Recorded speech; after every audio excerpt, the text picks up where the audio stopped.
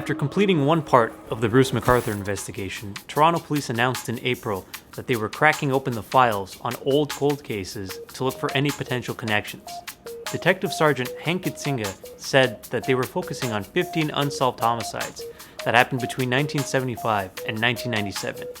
Later, we'd learn that they're now looking at more than 20 cases over an extended timeline that they wouldn't clarify. Police wouldn't tell us exactly which cases they were looking into because they were worried that doing so might affect the privacy of victims' families and negatively impact their investigation. So we took it into our own hands. My colleague Monika Warzecha and I used the Toronto Police's public cold case database to find that there are exactly 186 unsolved homicides between 1975 and 1997. We started cutting down the list by taking off the names of women and children. Then, we cut all the homicides that were committed using a gun.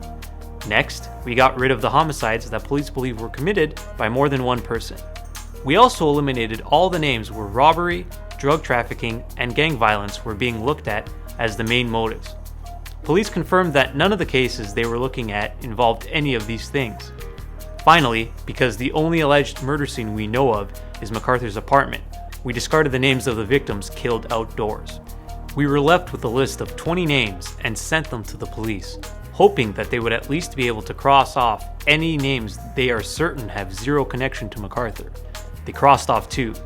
For most of the remaining 18 cases, we noticed strong similarities to the 8 murders McArthur was charged with. So who were these 18 men? We spent hours going through library microfilm and online archives to find out. 9 of them were strongly connected to Toronto's gay community. 3 of the 18 men were immigrants from Sri Lanka, Trinidad, and Germany. They had jobs as everything from CBC technicians to disco club managers and factory workers. They were as young as 25 and as old as 68. 11 of them died after being stabbed.